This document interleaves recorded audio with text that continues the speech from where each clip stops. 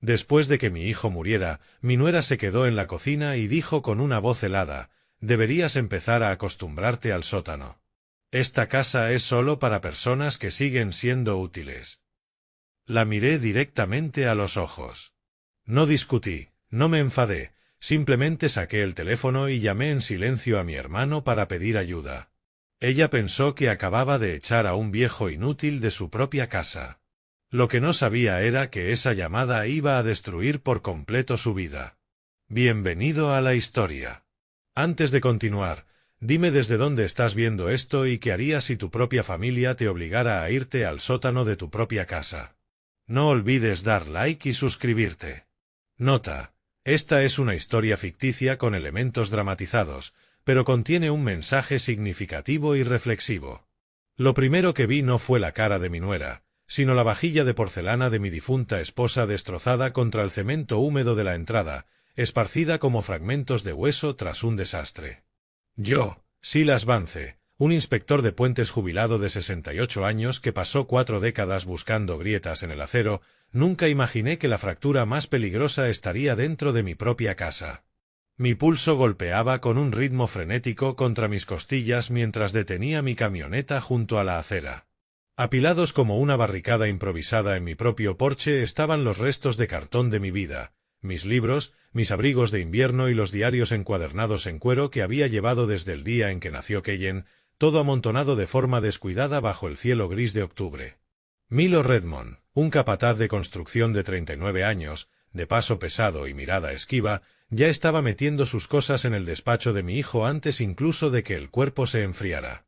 Ni siquiera tuvo la decencia de mirarme cuando arrastró mi sillón de cuero favorito hacia el garaje, moviéndose con una prisa fea y arrogante. Bryn Ashford, mi nuera de 36 años, estaba en la cocina con la precisión de una contable forense, sus ojos calculando cada dólar y cada amenaza, incluyéndome a mí. Se apoyó en la puerta mosquitera, su silueta afilada e implacable. «Bryn, ¿qué significa todo esto?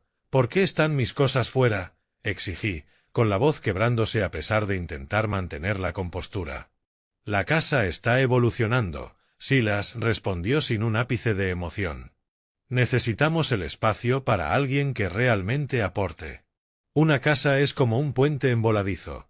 Si quitas el contrapeso del respeto, toda la estructura empieza a inclinarse hacia el abismo». Sentí esa inclinación en ese momento, un deslizamiento nauseabundo hacia una realidad que no reconocía.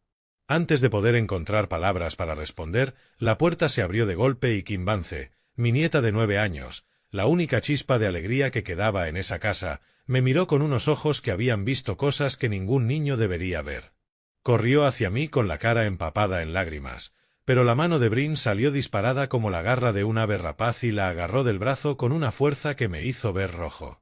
«Abuelo, no dejes que», sollozó Kim con una voz fina de puro terror. «Vete a tu habitación, Kim», espetó Bryn, empujándola hacia las escaleras. «El sótano es más que suficiente para un hombre que solo se sienta a lamentarse». Entonces llegó el empujón, no una petición educada, sino una mano contra mi pecho que olía al tabaco barato de Milo. Tropecé hacia atrás, mis botas resbalando en el umbral que había cruzado miles de veces en paz. Milo se alzaba ahora sobre mí, su sombra devorando la luz del pasillo.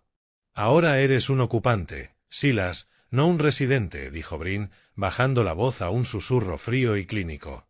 «He revisado los registros. Tu acceso con huella al sistema de seguridad principal ha sido eliminado».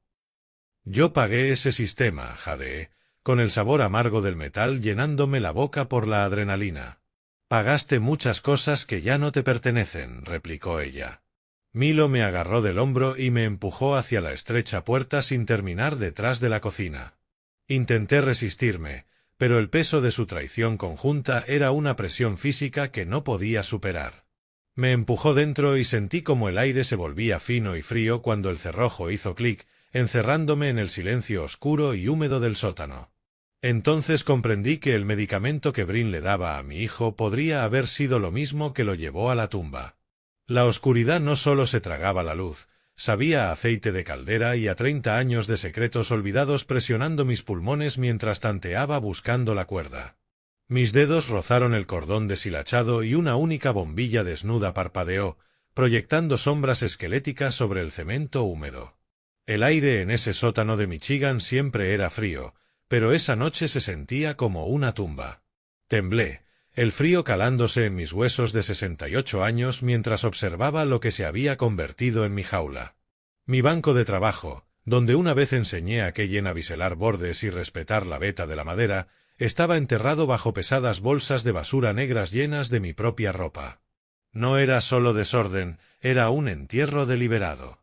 Vi una lona gruesa cubriendo la ventilación principal, atada con cuerda industrial.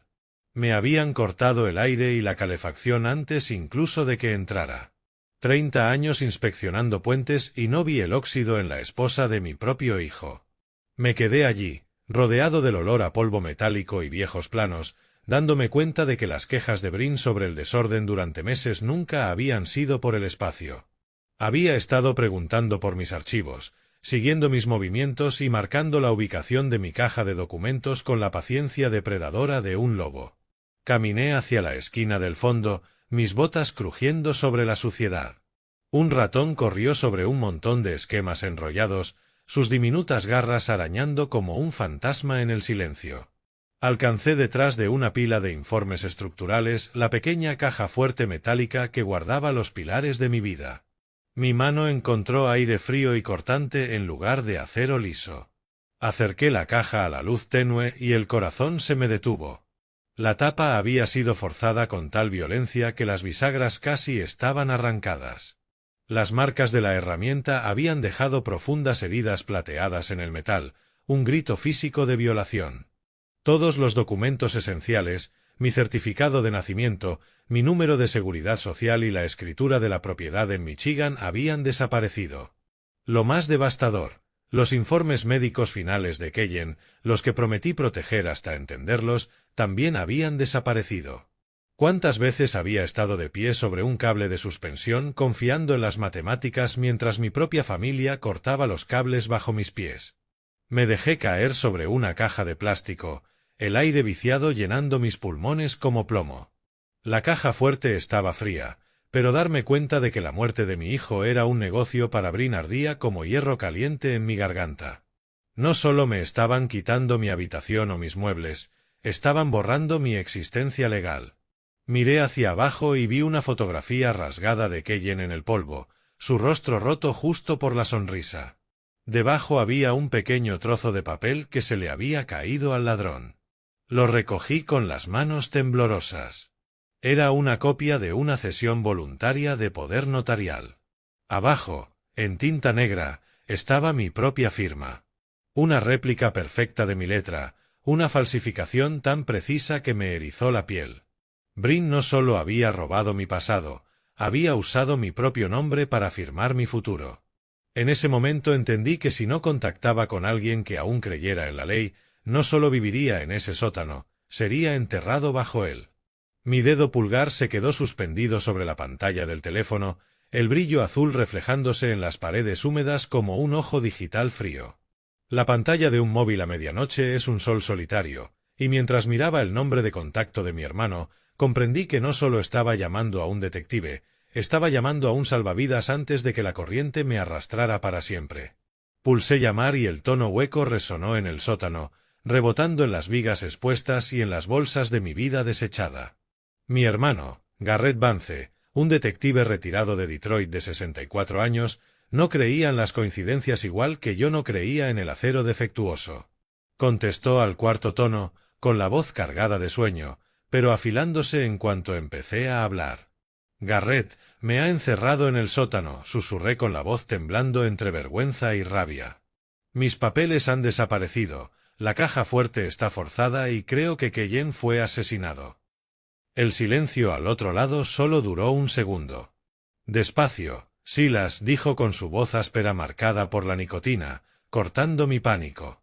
Dime exactamente por qué usas la palabra asesinato. Le expliqué el desalojo, el poder notarial falsificado que acababa de encontrar y la fría eficacia con la que Brin había tomado el control. Para mi sorpresa, Garrett no sonó sorprendido. Me dijo que ya había investigado a Brin poco después del funeral porque su falta total de duelo le parecía estadísticamente improbable para una contable forense. Había visto a gente como ella en las salas de interrogatorio, los que calculan la herencia antes de que el pulso se detenga. Entonces la caldera se encendió con un rugido mecánico que sonó como un depredador gruñendo en la oscuridad. Me sobresalté, con el sabor metálico del miedo clavándose en mi lengua. El tono de Garrett cambió de hermano a investigador, volviéndose clínico y frío. No toques nada más, Silas. Si va a por la casa, va en serio. Quédate en ese sótano. No la enfrentes y, por el amor de Dios, no dejes que Milo Redmond te vea buscando más pruebas. No sabes lo que es darte cuenta de que el asesino de tu hijo duerme a 9 metros sobre ti, soñando con cómo gastar tus ahorros. Apoyé la cabeza contra el metal frío de la caldera, oliendo el polvo de décadas. Estaré allí a las 6, prometió Garrett. Mantén la puerta cerrada desde dentro si puedes. Vamos a descubrir qué había exactamente en esos informes médicos. Colgué, con un hilo de esperanza atravesando por fin la oscuridad, pero el consuelo duró poco. En cuanto la luz azul del teléfono se apagó, el silencio de la casa volvió más pesado que antes. Entonces lo oí, el crujido rítmico y amortiguado del suelo justo sobre mi cabeza. No era la casa asentándose ni un gato, era el peso lento y deliberado de alguien completamente quieto al otro lado de la puerta del sótano. Mi corazón golpeaba con fuerza contra las costillas cuando me di cuenta de que ese crujido había estado ahí durante toda mi llamada. Brin no estaba en la cama, estaba en lo alto de las escaleras, como una sombra silenciosa, escuchando cada palabra de mi traición. La sombra bajo la puerta no se movió durante 3 largos minutos, dejándome preguntándome si acababa de firmar mi sentencia de muerte por decir la verdad en voz alta. La sombra desapareció finalmente anoche, pero no dormí. Pasé las horas oscuras contando los latidos de mi corazón y preguntándome si Brin estaba justo al otro lado del panel de madera, conteniendo la respiración igual que yo. Cuando la primera luz gris del amanecer se coló por las ventanas del sótano, lo oí. El rugido de un motor de Ford F-150 no solo rompió el silencio, sonó como la caballería llegando a una colina donde creía que iba a morir.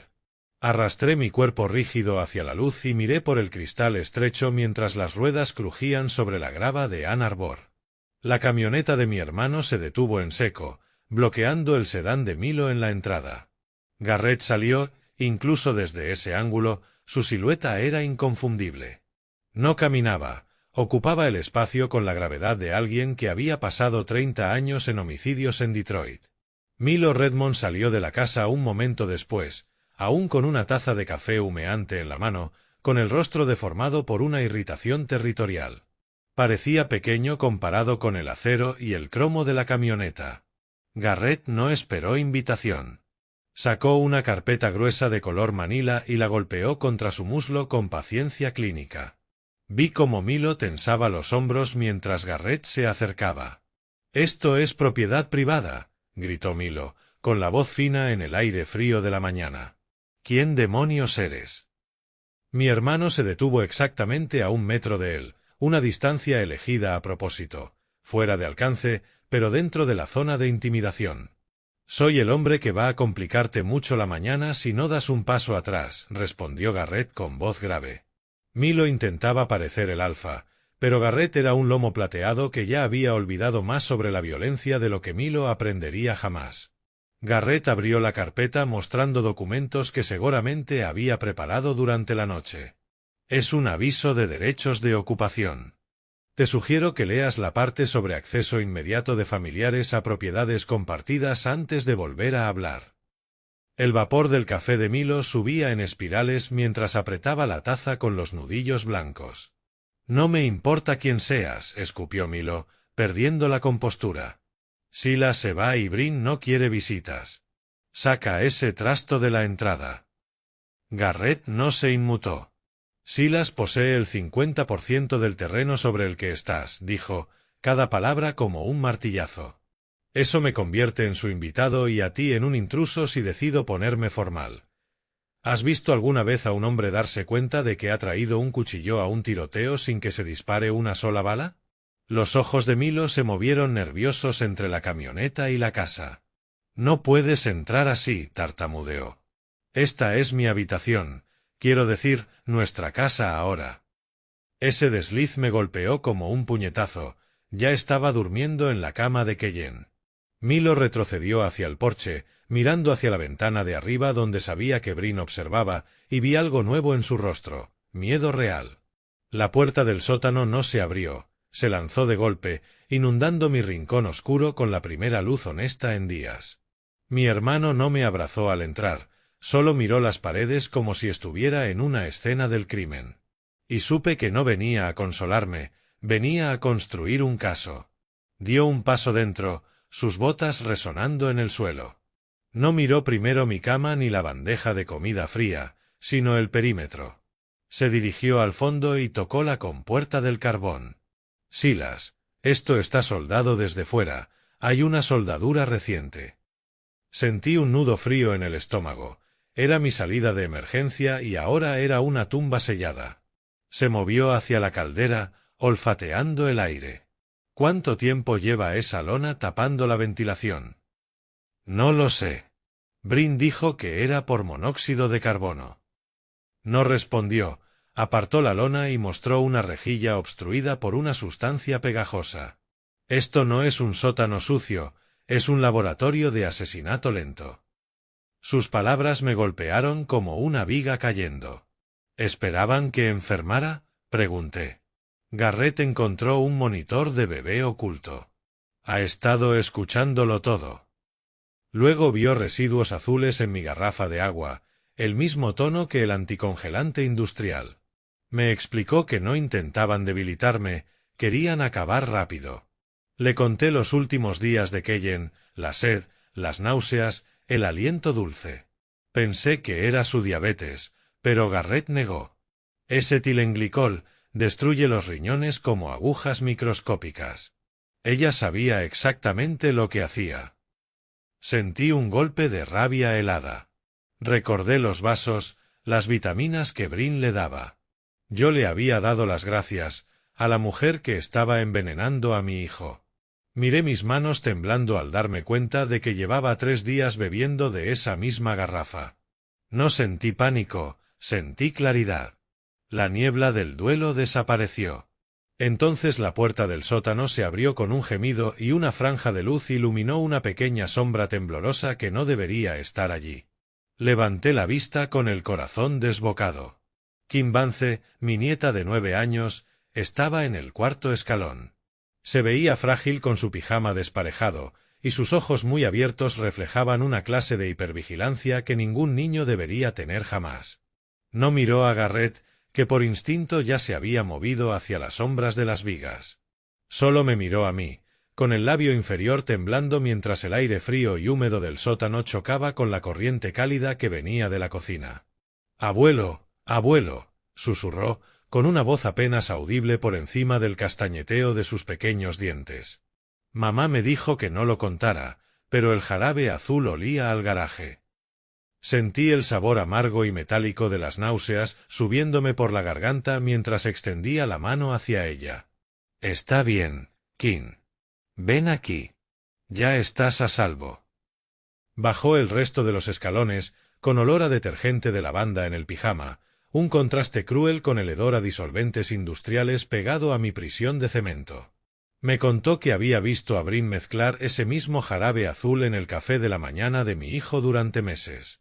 Mamá decía que era una medicina especial para ayudar a los riñones de papá, dijo Kim. Pero una vez me hizo probar una gotita para demostrar que no era malo. Era dulce, abuelo, pero me dejó la lengua rara.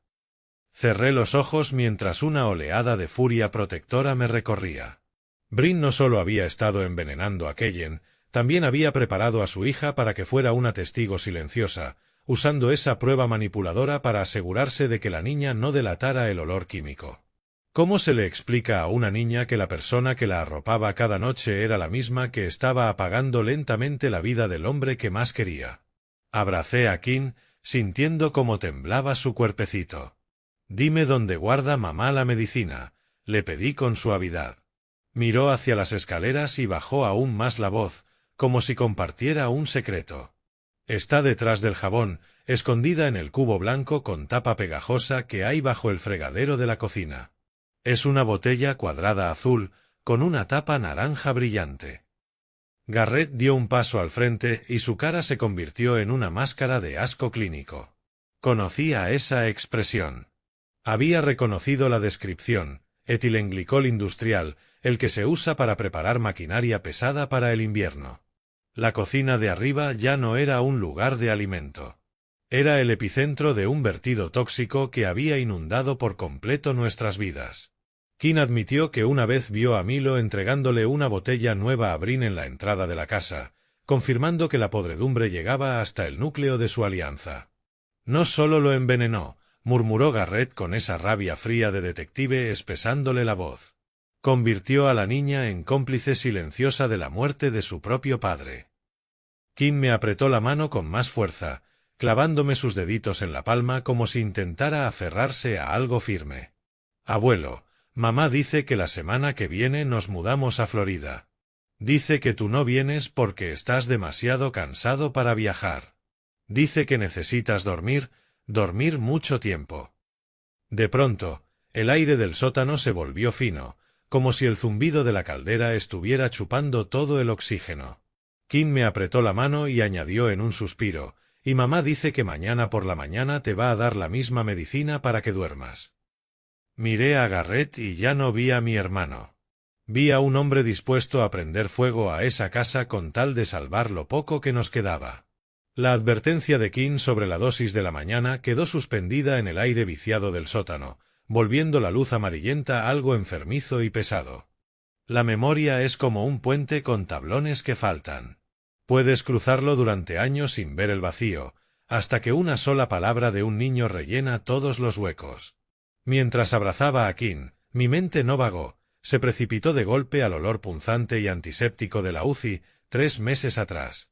El pitido rítmico y cruel del monitor cardíaco era la única banda sonora del lento borrado de Keyen.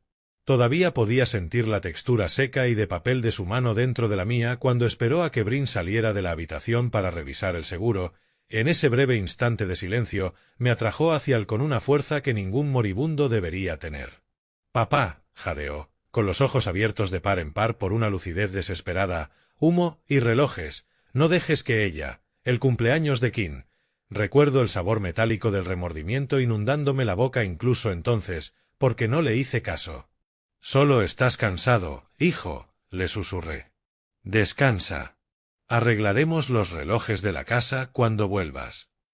Incluso recordé la mirada desesperada con la que me pidió que trajera de casa su viejo portátil de ingeniería, una petición que sí cumplí, pero que después olvidé por completo, dejando el ordenador enterrado bajo una manta en el maletero de mi coche hasta este mismo segundo. ¿Alguna vez has sostenido la mano de un hombre moribundo y te has dado cuenta demasiado tarde de que estaba intentando entregarte un arma? La revelación me golpeó con la fuerza de un derrumbe estructural. Keyen no estaba delirando sobre tareas domésticas. Era un ingeniero civil que había pasado la vida diseñando sistemas de seguridad. No estaba confundido. Me estaba dejando un mapa. Salí de aquel recuerdo y miré a Garrett, sintiendo cómo crecía en mí una urgencia analítica como una marea. No estaba delirando, Garrett. Humo y relojes. Estaba hablando de la casa, de los detectores de humo y del reloj de pie del salón. No son solo objetos, son puntos de vigilancia. Keyen era un ingeniero obsesionado con la tecnología. Habría sabido instalar microcámaras donde a nadie se le ocurriría mirar. Entonces lo entendí. 15 de mayo, 05-15-05, la llave del reino. Ese es el código de su servidor en la nube, Garrett. Es el cumpleaños de King. No solo murió. Le tendió una trampa a la mujer que lo estaba matando. Y me dio la combinación de la única forma en que sabía que ella no entendería. Ingeniero hasta el final, murmuró Garrett, cambiando de postura, pasando de protector a depredador. Sabía que necesitaríamos ojos donde él ya no podía estar. Entonces comprendí que Brin había estado allí mismo, en la UCI, cuando él susurró esas palabras. Había oído exactamente lo mismo que yo, pero lo interpretó como el último ruido roto de una mente que se apagaba. No buscó cámaras porque creía que su marido ya estaba ido antes incluso de que su corazón se detuviera. No sabía que la grabación seguía en marcha. Miré hacia el techo del sótano, sabiendo que justo encima de nosotros aquellos pequeños ojos de cristal seguían grabando cada movimiento de Brin, esperando a que yo pulsara reproducir. Esperando. Esperar a que una asesina abandone el nido es una forma especial de agonía, como estar de pie sobre un puente que sabes que está cargado de explosivos mientras sujetas un cronómetro con la mano sudorosa. No necesitábamos una orden de registro.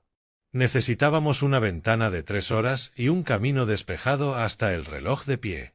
Garrett y yo nos agachamos en la esquina del sótano, con el olor a café rancio y moho llenándolo todo, mientras yo le describía la distribución de la casa con la precisión de un plano. Señalé al techo, marcándole la ruta. «Tenemos 2 objetivos principales», susurré. «El detector de humo de la entrada y el reloj de pie del salón. Ahí es donde Keyen habría puesto los ojos». Garrett miró su reloj y la luz táctica de la pantalla digital iluminó su rostro curtido. Se inclinó hacia mí y dijo con voz baja y firme: «Ella sale a las 8 en punto para esa reunión con el liquidador de la herencia. Tenemos hasta las 11 antes de que piense en volver. Si el servidor está bloqueado, nos llevamos las unidades físicas. No nos vamos sin la verdad». Lo vi sacar del interior de la chaqueta un pequeño dispositivo. «Ya he desactivado el puente Wi-Fi exterior conectado a la empresa de seguridad. Así Brin no recibirá alertas de movimiento en el móvil mientras estemos arriba. Pensará que el sistema vuelve a fallar».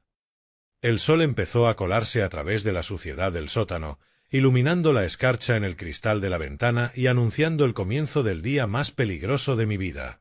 Un ingeniero civil construye para resistir el viento, pero un inspector de puentes jubilado sabe que, a veces, el derrumbe empieza con una sola vibración silenciosa. Nos quedamos en silencio, escuchando cómo la casa despertaba. El golpeteo seco y rítmico de los tacones de Brin empezó a cruzar la madera sobre nuestras cabezas, como el sonido de un depredador preparándose para su jornada. Me acerqué a la estrecha ventana y miré hacia afuera mientras la grava crujía bajo unas ruedas. Milo Redmond ya estaba allí, ayudando a Brin a cargar varias jarras antiguas de Wejewo de Llanar en el maletero del coche. «Ahí se va lo último de la historia de la familia», murmuré, viendo cómo vaciaban la casa. «Déjala», dijo Garrett, poniéndose de pie y ajustando su postura. «Cada jarrón que robe es otro clavo en su ataúd cuando consigamos esas grabaciones». Se cerró la puerta del coche y empezó la cuenta atrás hacia la verdad. Sostuve el peso frío y sólido de mi cronómetro, con el pulgar suspendido sobre el botón de inicio. Observé a Brin rodear el coche por el lado del conductor y, cuando arrancó, vi un destello de plata contra su jersey negro. Llevaba el anillo universitario de Michigan de Keyen colgado al cuello. No era un recuerdo de amor. Era un trofeo arrancado al hombre al que había borrado de forma sistemática. El zumbido lejano del motor alejándose fue el único sonido que quedó en el mundo. La grava crujió bajo los neumáticos mientras el coche desaparecía en la esquina, dejando la casa en silencio y, por primera vez en meses, la puerta en lo alto de las escaleras del sótano quedó sin cerrar. Miré a Garrett con el corazón golpeándome las costillas como un tambor descontrolado. Ya no teníamos que esperar más. El puente estaba despejado y el reloj de las 3 horas acababa de empezar. La cocina ya no olía a mi hogar.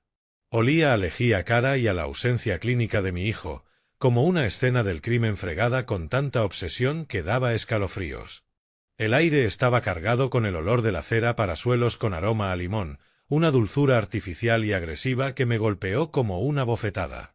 Guié a Garrett por la puerta abierta del sótano, con el corazón golpeándome en el pecho como un pájaro atrapado. Cada crujido del suelo victoriano sonaba como un disparo en el vacío de aquella casa vacía.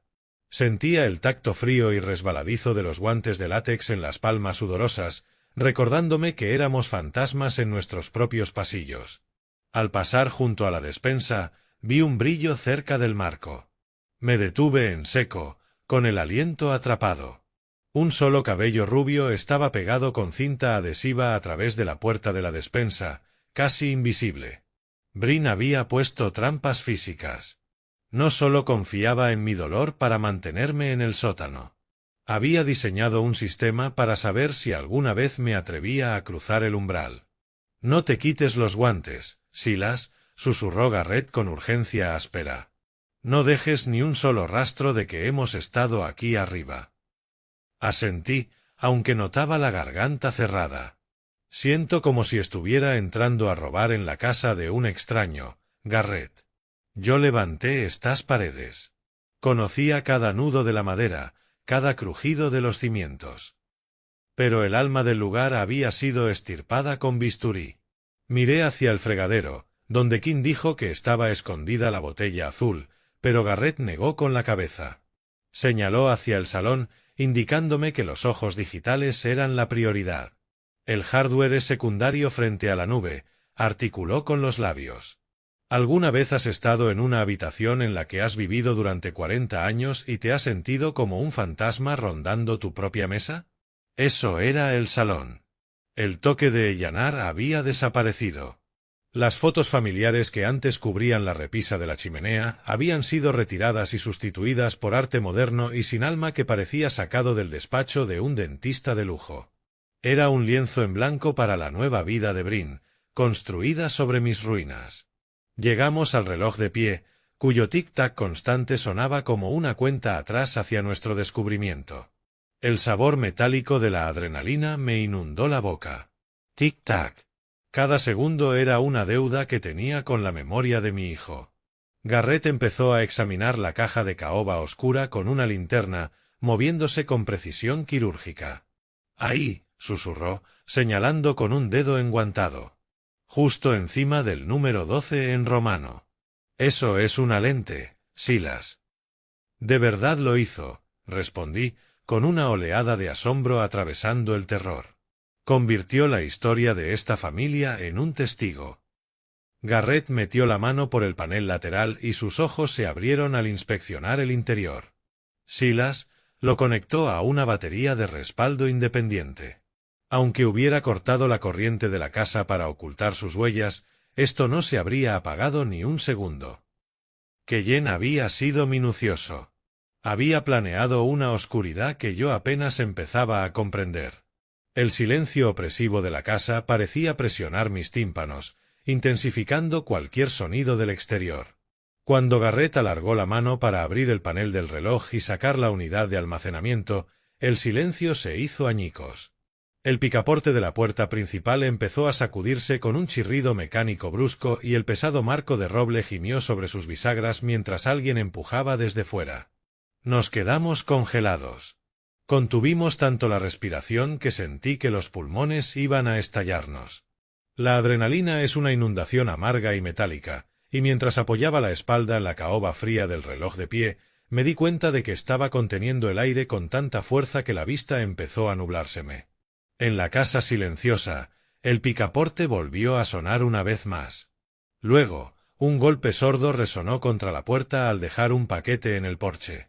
A través del estrecho cristal lateral de la entrada, vi a un hombre con uniforme de mensajero dar un paso atrás. Pero no se fue de inmediato. Sacó un smartphone y empezó a hacer fotos metódicamente al perímetro, deteniéndose especialmente en las ventanas del sótano. Entonces comprendí que no era solo un repartidor. Brin había contratado seguridad privada para vigilar al ocupante del sótano. Los pasos pesados del hombre por fin bajaron por las escaleras del porche y sentí como el corazón me golpeaba otra vez con dolor contra las costillas, mientras el sudor frío me corría por la espalda. «Solo era una entrega, Silas», susurró Garrett, aunque no apartó la mano de la empuñadura de su arma. «Respira». Intentó abrir, dije con la voz ronca. «Garrett, todos están vigilando esta casa como buitres». Mi hermano no perdió ni un segundo.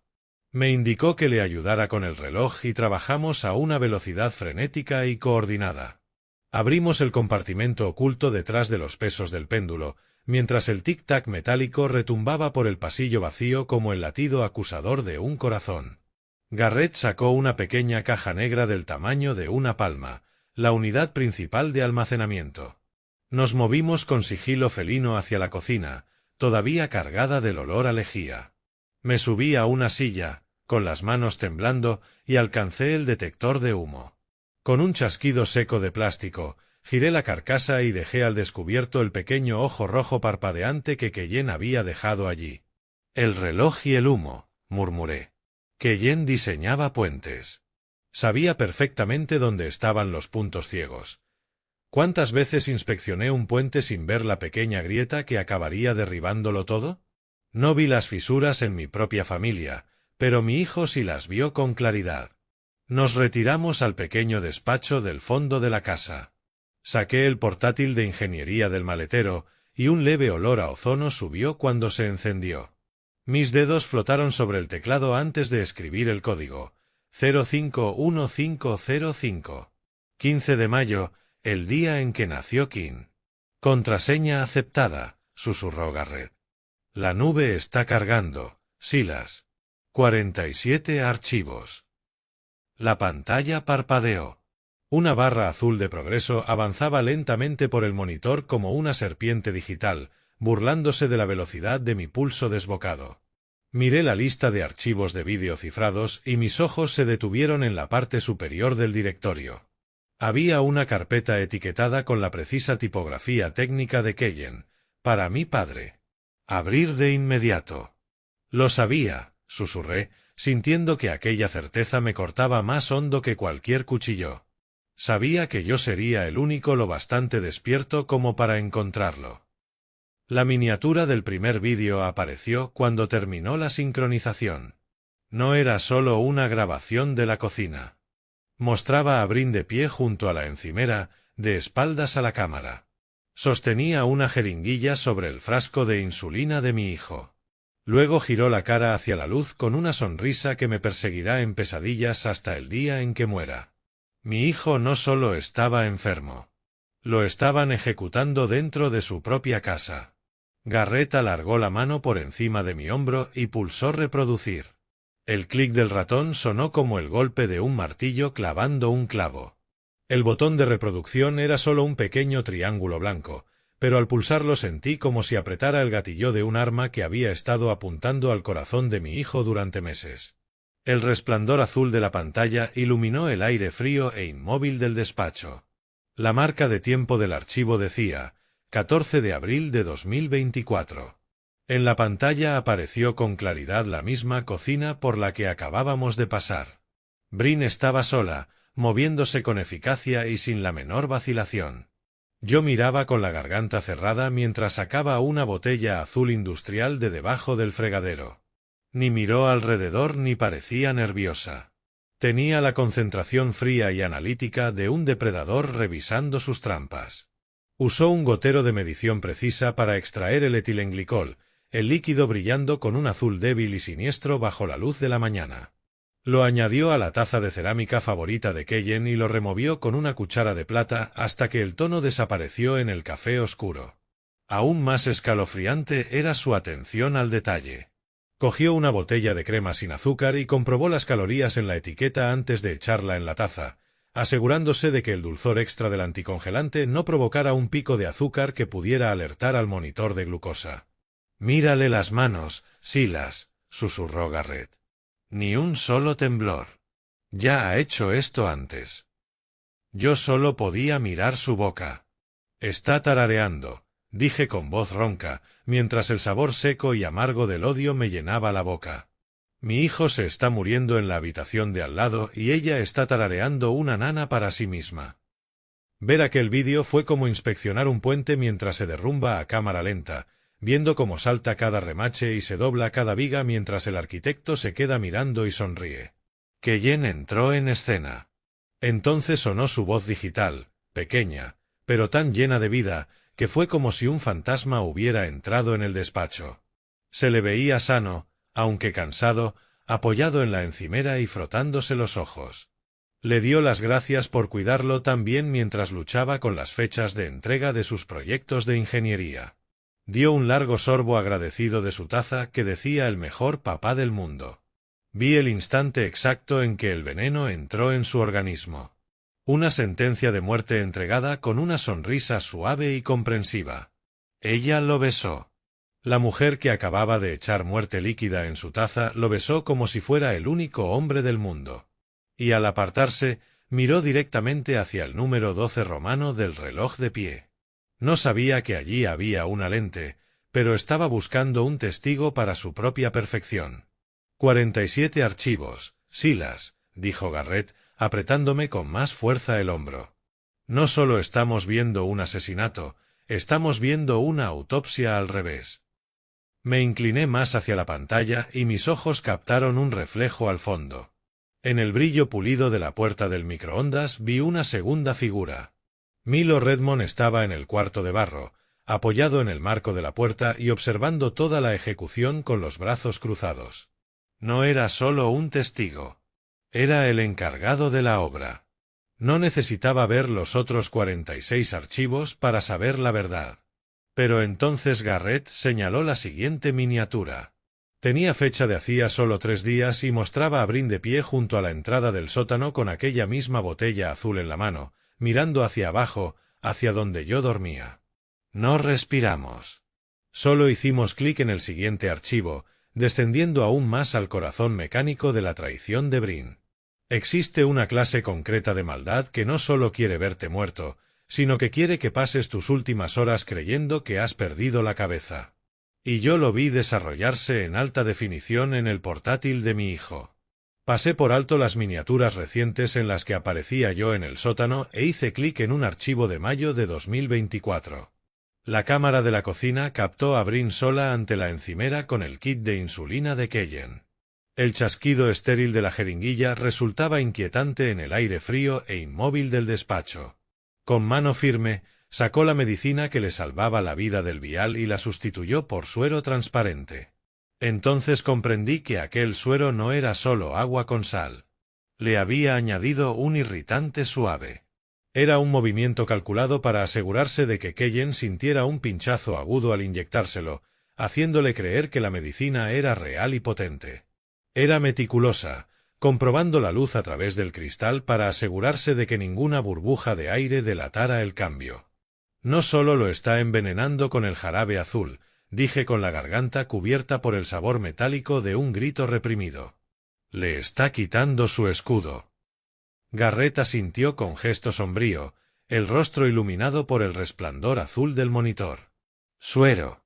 No hace nada para frenar la subida del azúcar, Silas. Está dejando que su propio cuerpo se devore a sí mismo mientras ella observa. La grabación saltó 1 hora adelante. Keyen entró en escena con aspecto frenético y ceniciento. Estaba mirando su monitor continuo de glucosa, que emitía una alarma débil y desesperada. Vi a mi hijo, un ingeniero brillante que había diseñado puentes y sistemas de lógica compleja, empezar a entrar en pánico mientras el brillo azul del monitor mostraba una cifra por encima de 400. ¿Cómo luchas contra un enemigo que te ha convencido de que tú mismo eres tu mayor amenaza? Jadeaba, con una respiración entrecortada y aterrada llenando la estancia, mientras le enseñaba el aparato a Brin. Me la puse, Brin. Sé que me la puse. ¿Por qué me está pasando esto? Brin le acarició el brazo y, con una voz que era veneno envuelto en calma, le dijo que quizá había olvidado ponerse la dosis. Le sugirió que su confusión estaba empeorando, como síntoma de la misma diabetes que ella estaba usando como arma. Vi a mi hijo empezar a llorar de verdad, a sollozar de verdad, porque creía que su mente estaba fallando antes de cumplir los 39 años. Ella sonrió mientras él estaba allí, destrozado, convencido de que estaba perdiendo la cabeza. Miró al reloj de pie y sonrió. Era la misma expresión que le había visto en el vídeo anterior. Un depredador reconociendo su propia obra maestra. Después de que Keyen saliera tambaleándose de la cocina para ir a tumbarse, Brin se quedó. Cogió su teléfono y movió el pulgar por la pantalla con una soltura ensayada. La vi borrar las alertas de insulina baja de su aplicación médica, eliminando el rastro digital de su sufrimiento antes de que siquiera pudiera pensar en enseñárselo a un médico. Entonces comprendí que lo del humo y los relojes no era solo por ella. Keyen estaba grabando su propio descenso porque, incluso mientras le destrozaban la mente, el alma de ingeniero que tenía dentro sabía que las cuentas no salían. Sabía que algo iba mal en el sistema y convirtió toda su casa en una herramienta de diagnóstico para encontrar el punto exacto del fallo. Darme cuenta de cómo Brin quebró la mente de Keyen antes de que su cuerpo colapsara me cayó encima como un peso físico que se me clavó en los huesos. Los 3 archivos siguientes fueron una sucesión borrosa de piel gris y ojos hundidos. Un lapso de tiempo de un hombre vaciado por dentro. Ver a tu único hijo marchitarse y acelerado en una pantalla es una tortura. Ninguna lógica de ingeniero puede arreglar la imagen de un puente perdiendo sus apoyos hasta que el tramo central simplemente desaparece. Fui avanzando por los archivos de finales de mayo y principios de junio, viendo cómo el hombre vibrante de 38 años al que crié desaparecía entre destellos granulados y oscuros. En la pantalla, la piel de Keyen tomó el color de la ceniza húmeda. Las manos empezaron a temblarle con tanta violencia que apenas podía sostener un bolígrafo, y su cuerpo atlético se fue encogiendo hasta que la ropa le colgaba como trapo sobre un espantapájaros. En una grabación especialmente desgarradora, Keyen perdió pie y se desplomó junto a la isla de la cocina. Miré con una náusea creciente cómo Brin entraba en escena. No le tendió la mano. Ni siquiera se detuvo. Simplemente pasó por encima del cuerpo de mi hijo tirado en el suelo para llegar a la vinoteca, eligiendo una botella con la calma desapegada de una mujer hojeando libros en una biblioteca. Garrett se inclinó y señaló la pantalla. Mira los tics neurológicos, Silas. Los ojos espasmódicos, el habla arrastrada. Ese murmullo torpe no es un shock diabético. Es el etilenglicol llegando por fin al cerebro. Para, Garrett, susurré, sintiendo el peso muerto y helado del ratón en la mano. No puedo seguir viendo cómo se arrastra por el suelo de su propia cocina. Mira la fecha, Silas, respondió con voz de hierro. Esto fue 2 días antes de que lo ingresaran. Ella lo estaba viendo morir mientras hacía listas de la compra. 82 libras. Esa fue la pérdida de peso registrada en su historial médico.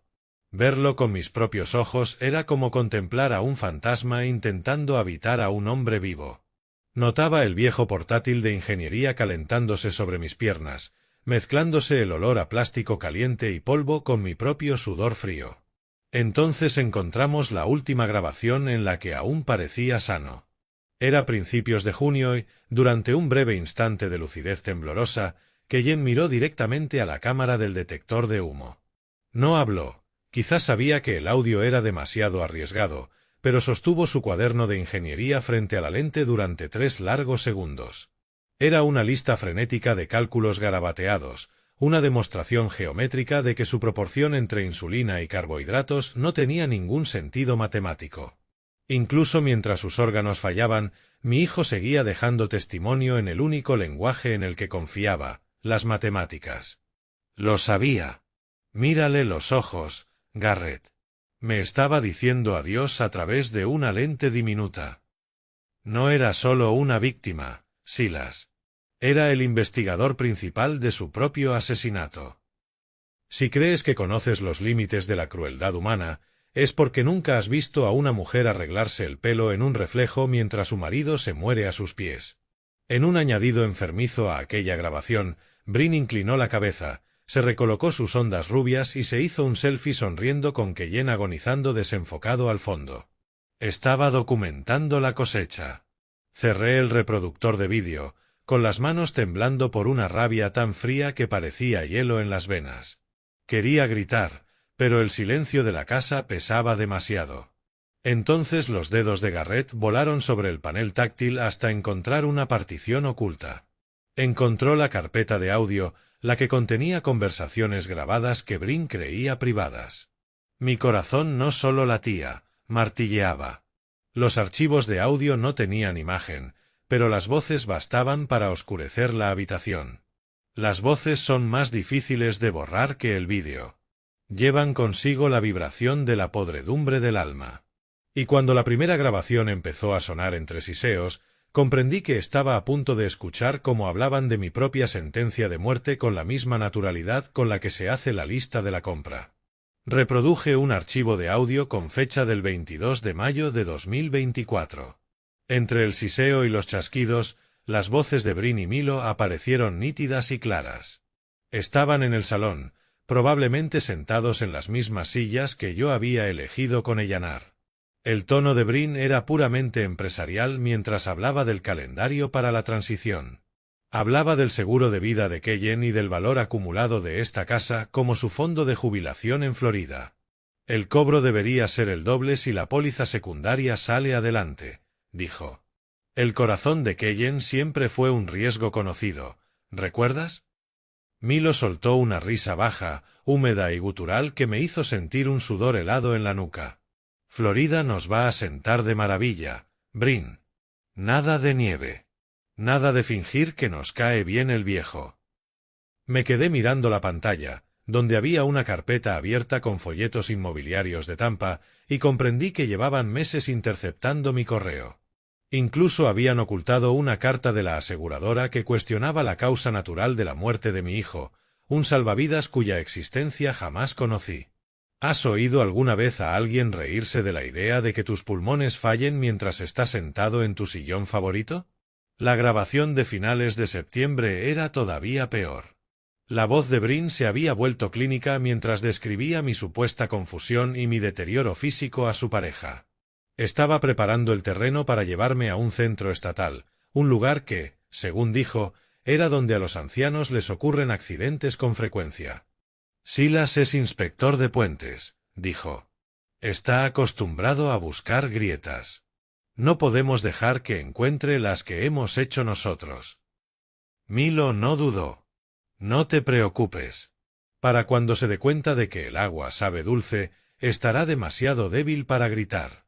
Otra tragedia diabética en la familia no levantará sospechas si la primera pasó por natural. Dulce. Dijeron que el veneno era dulce. Eso fue lo último que probó mi hijo. Sentí el sabor seco y metálico del terror en el fondo de la garganta, pero enseguida fue sustituido por una rabia protectora. El audio seguía y Milo presumía de haber saboteado a propósito la ventilación del sótano meses antes. Quería asegurarse de que yo inhalara vapores industriales para debilitarme los pulmones y hacer que la futura insuficiencia respiratoria causada por el etilenglicol pareciera una dolencia previa. Hablaba de mi respiración como si fuera un defecto técnico de una obra. No necesitaba oír más. La podredumbre era absoluta, pero el rastro documental apenas empezaba. Me temblaba la mano cuando hice clic en un último archivo no de audio al fondo de la lista. Era un documento escaneado titulado Testamento Final de Silas Vance. Al abrirlo, sentí que la habitación se inclinaba. Allí abajo, al pie de una página que dejaba todo, la casa, los ahorros y la custodia completa de King, a nombre de Brin Ashford, estaba mi propia firma. Una falsificación perfecta, una jaula legal construida para atrapar a mi nieta mucho después de que yo hubiera muerto. Comprender que no solo querían matarme, sino robarle el futuro a King, me nubló la vista con una furia que por fin superó al miedo. No necesitaba oír nada más. La podredumbre era absoluta, pero el rastro de papel apenas empezaba. Ver tu propio nombre escrito en una barra de búsqueda, seguido de síntomas de demencia de inicio temprano y como forzar un internamiento psiquiátrico, es como ver a alguien tomarte medidas para el ataúd mientras todavía respiras. Me incliné sobre el hombro de Garrett mientras revisaba el historial del navegador de Brin. Era un mapa clínico de mi destrucción programada. Había estado investigando las leyes de internamiento involuntario de Michigan con la misma intensidad fría con la que había llevado a cabo el envenenamiento. Vi el cursor detenerse sobre una carpeta oculta del disco en la nube titulada Doris. Dentro encontramos los comprobantes de transferencias bancarias, pruebas digitales demoledoras de que mi nuera había estado desviando los $240,000 que me había pedido prestados directamente a la cuenta de su madre en Tampa mientras que Jen aún jadeaba en el hospital. Está construyendo una jaula con palabras, Garrett, susurré, con la voz espesa de indignación justa. Le está diciendo al mundo que soy un peligro para mí mismo y que he perdido la memoria. Garrett asintió mientras sus dedos volaban sobre el teclado copiando toda la unidad en una memoria USB cifrada que olía levemente a ozono reciente. Es una maniobra clásica de depredador, Silas. Necesita que te declaren incapacitado para que ese testamento falsificado se convierta en verdad absoluta. Si eres un loco, tu firma en ese nuevo testamento solo será otro síntoma, y tus protestas, simples delirios. Me quedé mirando un borrador de correo que había escrito a un psiquiatra local. En él describía mi supuesto comportamiento errático y mis estallidos violentos, invenciones completas diseñadas para arrebatarme mi capacidad legal antes de que el anticongelante terminara el trabajo. ¿Cuántos puentes he visto fallar por un solo defecto oculto que todos daban por una simple marca superficial? Esta casa se estaba viniendo abajo y yo era el defecto que ella intentaba lijar hasta hacerlo desaparecer.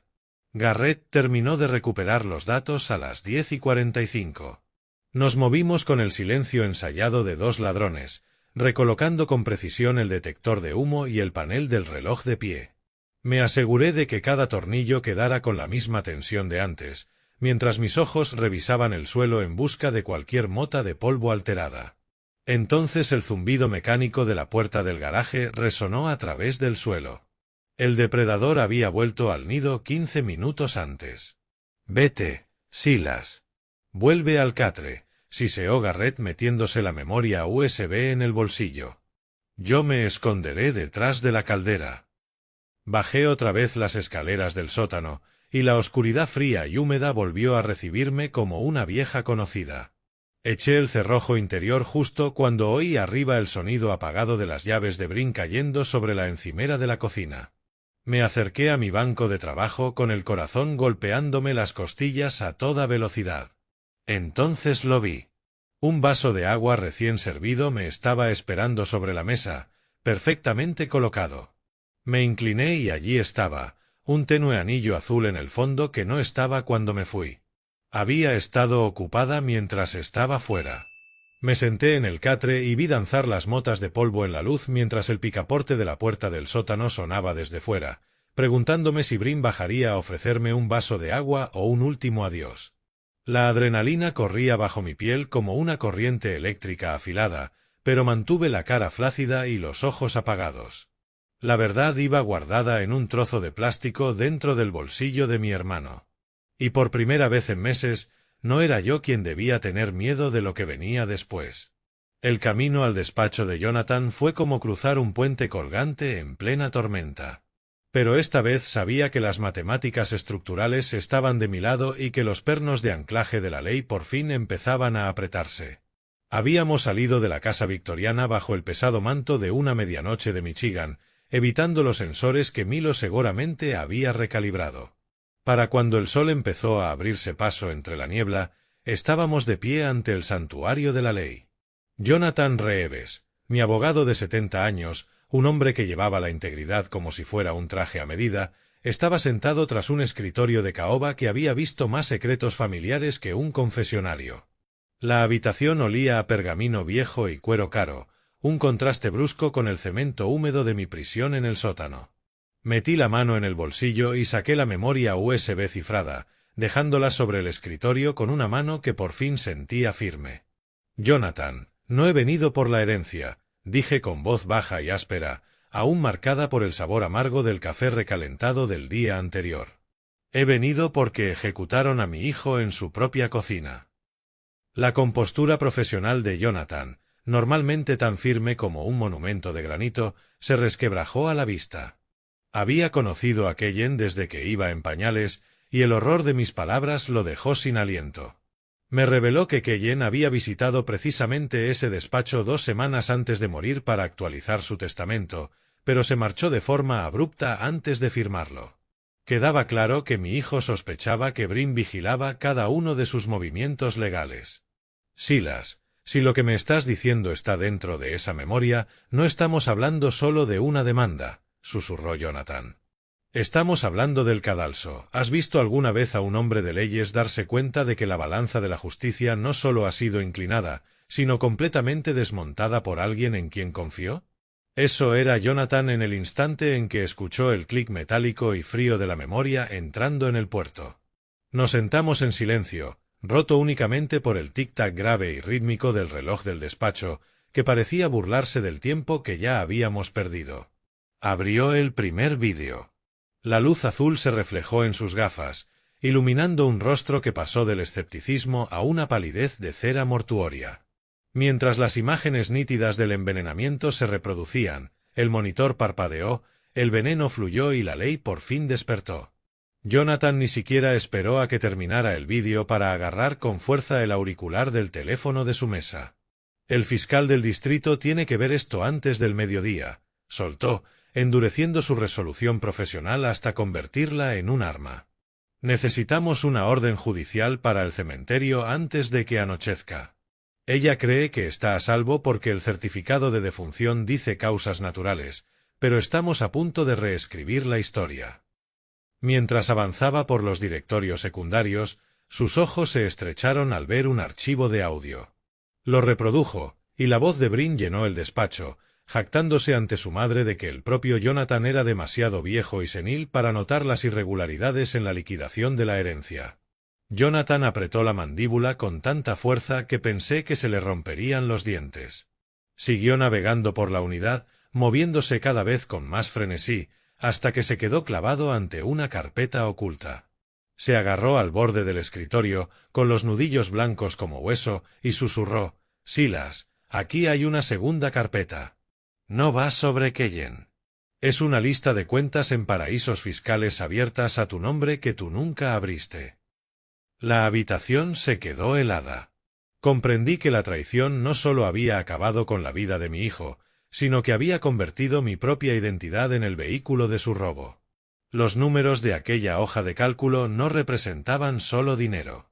Eran los ecos de un robo que llegaba mucho más hondo de lo que jamás imaginé, vibrando en la pantalla como el latido de un fantasma. Me quedé sentado en el aire frío y estancado del despacho de Jonathan, con el parpadeo hipnótico y azul del monitor iluminándome la cara mientras descendíamos a la podredumbre forense. Tenía las manos cerradas en puños sobre el escritorio de caoba, la única cosa sólida en un mundo que se había vuelto líquido. Jonathan abrió una serie de transferencias iniciadas desde las cuentas de Keyen apenas unas horas después de que se registrara su hora de muerte. Miré las marcas de tiempo con la vista borrosa y el sabor metálico de una traición de $250,000. Movió $250,000 mientras yo todavía estaba eligiendo su traje para enterrarlo, Jonathan. El olor seco del papel recién impreso por láser llenó la estancia mientras sacaba copias de las pruebas. Encontramos 4 préstamos distintos que sumaban $240,000, todos respaldados con mi firma falsificada como coavalista y usando la empresa de ingeniería de Keyen como garantía. No era solo un golpe de dinero. Jonathan descubrió que Doris Hargrove había estado recibiendo honorarios de consultoría de la empresa de Keyen durante más de 2 años. Brin llevaba drenándole la sangre mucho antes de decidir acabar con él. «Usó tu historial crediticio como ancla de la deuda, Silas», dijo Jonathan, mientras el ruido de una grapadora pesada perforando los documentos subrayaba su diagnóstico sombrío. «Si hubiera salido bien, en un año te habrías quedado sin casa». ¿Cómo cuantificas el coste de una vida cuando cada cifra está grabada sobre el sufrimiento de tu propio hijo? Sentí cómo tomaba forma en mí una furia fría y analítica, esa clase de claridad que llega cuando por fin ves el fallo estructural que provocó el derrumbe.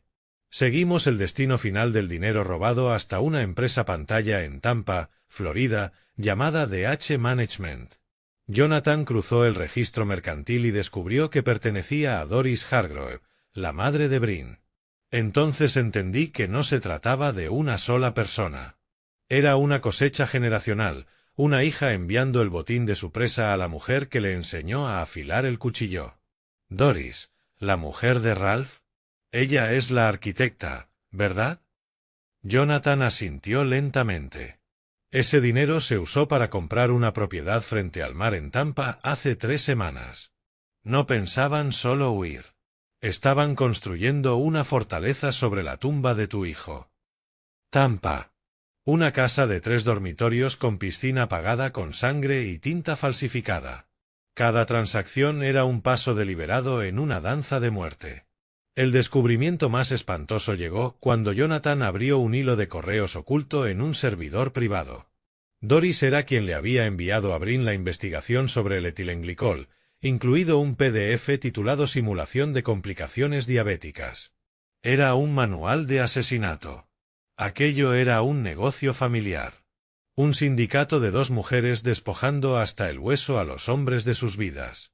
Miré la dirección de la casa de la playa e imaginé a las dos bebiendo junto a una piscina apagada con las últimas respiraciones agónicas de mi hijo.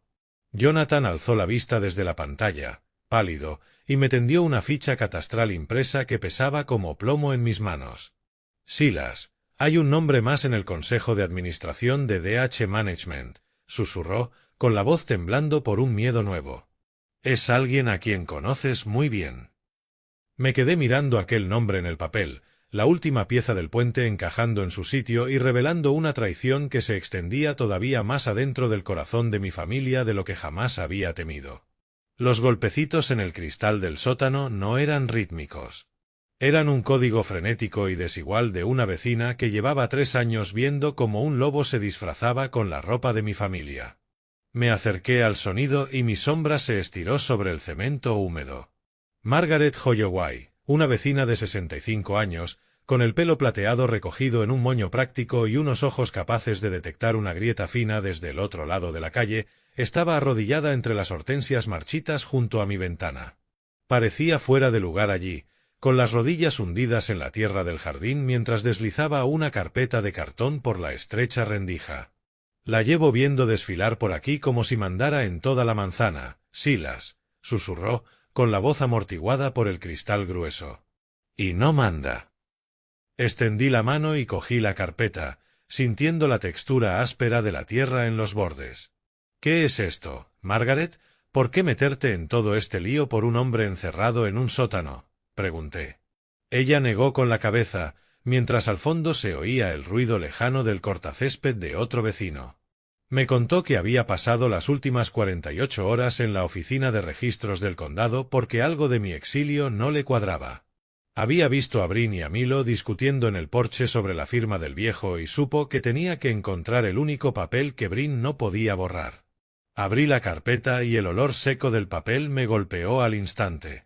El nombre que Jonathan había mencionado como tercer director de la empresa Pantalla, el hermano distanciado de Milo, me miraba desde el historial de la escritura, confirmando que aquello era la fusión de dos familias depredadoras. Una escritura es el plano estructural de una vida. Puedes pintar las paredes y cambiar las cerraduras, pero los nombres que sostienen el peso no cambian. Mis ojos se clavaron en la copia certificada de la escritura de la propiedad de 2012. Allí estaba todo, en blanco y negro. Silas Vance, copropietario con derecho de supervivencia. Recordé haber contratado aquella póliza 12 años atrás, cuando puse $60,000 de entrada para ayudar a Kellen a comprar aquella casa victoriana. Brin se había pasado meses tratándome como a un perro callejero en una habitación de invitados, haciéndome sentir una carga dentro de mi propia casa. No sabía que yo era quien sostenía los pilares. Intentó echarme de mi propio puente, murmuré, con el sabor del cobre y la determinación fría afilándose en mi lengua. No eres un invitado, Silas, dijo Margaret, clavándome los ojos a través del cristal. Eres el propietario. 50%. Mi nombre, mi casa, mis reglas. Mientras repasaba la letra pequeña, encontré una cláusula secundaria que me detuvo el corazón. Tras la muerte de Kellen, su 50% no pasó automáticamente a su esposa. En lugar de eso, revirtió a un fideicomiso de protección para Kim, un fideicomiso que yo estaba designado a gestionar hasta que alcanzara la mayoría de edad. Brin no solo no había conseguido quedarse con la casa, sino que, técnicamente, estaba viviendo en una propiedad controlada por completo por el mismo hombre al que intentaba matar. Apreté aquella escritura contra mi pecho, el papel arrugándose como una bandera de guerra en la tenue luz. La revelación fue un estallido repentino y violento de claridad. No necesitaba esperar a la exhumación para recuperar mi casa. Solo tenía que sobrevivir hasta el sábado. Miré a Margaret y asentí, un pacto silencioso entre vecinos. El lobo seguía dentro de la casa, pero por fin yo tenía las llaves de la jaula. El último viernes de mi exilio se sentía distinto. El aire húmedo del sótano ya no parecía un sudario, sino un punto de partida. Las sombras no son solo ausencia de luz. En aquel sótano victoriano eran la tinta con la que tracé la demolición final de la vida de Bryn Ashford. Me senté bajo la luz amarilla parpadeante de una bombilla con Garrett y Margaret, nuestras siluetas alargándose sobre el suelo de cemento como los engranajes de una máquina que por fin encajaba. Sincronizamos nuestros relojes en un silencio clínico. Margaret era la encargada de la extracción más importante. Garrett era el martillo, esperando en la periferia para golpear si la ley necesitaba un empujón físico. Yo era el cebo, el inspector de puentes envejecido cuya supuesta demencia sacaría por fin a los depredadores a la luz. Revisamos por última vez la señal de las cámaras ocultas, asegurándonos de que el botón de reproducir en mi portátil saltaría sus bloqueos locales. Yo ya había hecho mis propios preparativos. Esa misma tarde me había colado en la cocina mientras Bryn estaba arriba y cambié el contenido letal de la botella azul bajo el fregadero por una mezcla inofensiva de colorante azul y sal. Cualquier dosis final que intentara darme esa noche no sería más que un recordatorio salado de su fracaso. Nos movimos con la frialdad de un equipo de demolición. Si Milo se mueve, lo detengo, murmuró Garrett, comprobando el arma con un sonido que retumbó como un clavo en un ataúd. Si Bryn grita, déjala. La policía estará a 2 manzanas esperando mi señal. Miré a Margaret, con la mano firme sobre la carpeta que contenía mi escritura. Solo quiero sacar a Kim de esta casa antes de que se diga una sola palabra, dije con voz áspera como piedra. El sábado por la mañana llegó con una helada densa que cubría el jardín como un sudario, convirtiendo la hierba en cristal quebradizo. Antes de revelar la verdad, Margaret ejecutó el plan para sacar a mi nieta, una simple excusa de helado y paseo por la naturaleza para sacar a la única alma inocente de aquella casa. Observé por la ventana cómo Bryn estaba en el porche, despidiéndose con una actuación de amor maternal tan perfecta que me revolvió el estómago. Seguramente llevaba ensayando ese adiós desde el día en que planeaba enviar a Kim a un internado y no volver a mirar atrás. Me arrodillé en la entrada cuando Kim corrió hacia mí, su pequeño cuerpo temblando. «Vete con la señora Margaret, Kim», susurré, sintiendo su respiración suave contra mi cuello. «No mires atrás hacia la casa, ¿vale?» «Soy valiente como tú, abuelo», respondió en un susurro, como un ancla en medio de la tormenta. «Me quedaré en el parque hasta que me llames». La puerta del coche se cerró. Una vida a salvo, 2 más por desmantelar. Vi desaparecer las luces traseras del coche de Margaret entre la niebla de Ann Arbor y luego me giré hacia el salón, donde Bryn ya esperaba con una sonrisa que anunciaba el inicio de la negociación. El salón parecía una sala de juicio donde el juez era un fantasma y las pruebas estaban ocultas en las vigas.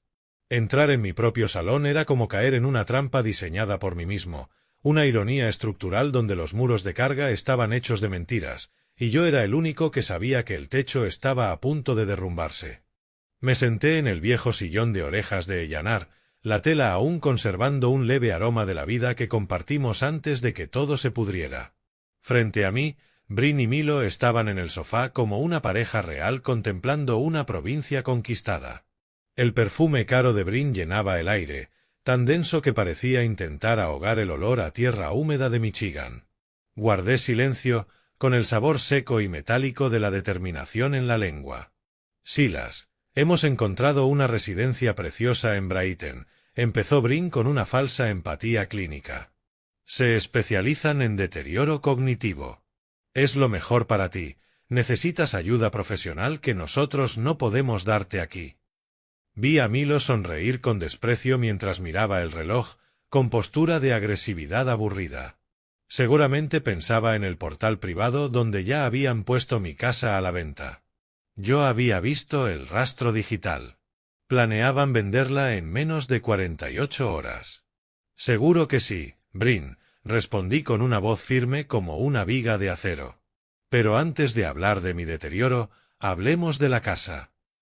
Me incliné hacia adelante y dejé la carpeta sobre la mesa. El golpe del cristal contra el cartón resonó en el silencio.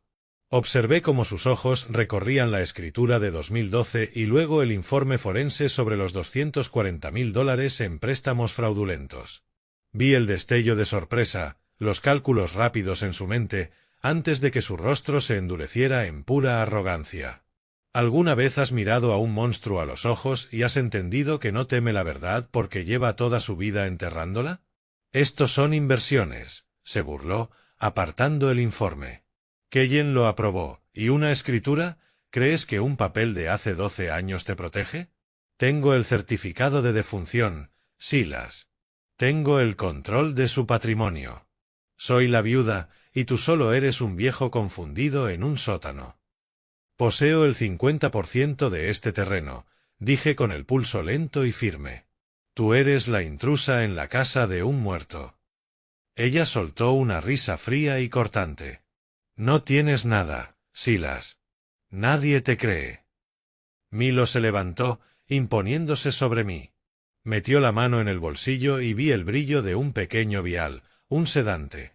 Iba a terminar con esto por la fuerza, reducirme y hacer pasar todo como un brote violento. El orgullo en la habitación era asfixiante. Brin se inclinó hacia mí, con los ojos como hielo. Nadie cree a un viejo confundido, Silas.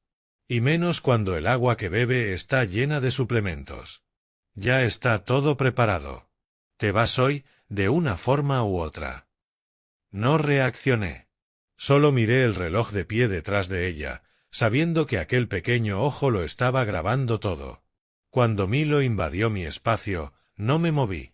Solo abrí la cremallera del maletín del portátil, el sonido metálico separándose como una advertencia final. Brin seguía sonriendo, convencida de que yo era un viejo senil jugando con un juguete. Pero cuando saqué el portátil y lo coloqué sobre la mesa, el ambiente cambió. Pulsé la barra espaciadora y el clic resonó en el silencio. La pantalla se encendió, no con un salvapantallas, sino con una imagen nítida desde la nube. El salón se llenó con la grabación de Brin en la cocina, midiendo el líquido azul en el café de Keyen. ¿Querías un acuerdo, Brin? Aquí lo tienes. Mi hijo grabó cada dosis que le diste. Sabía lo que hacías.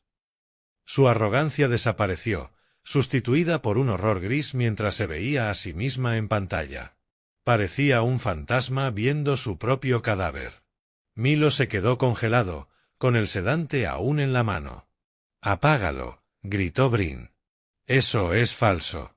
Es un montaje. Estás loco». Vi cómo la luz se apagaba en su mirada, no por muerte, sino por el peso de una verdad inevitable. «Esto es en directo», añadí. «Todo lo que dices está siendo enviado a la fiscalía». Milo intentó huir, pero se detuvo en seco. Garrett salió de las sombras con el arma firme. «Siéntate, Milo. No vas a Florida.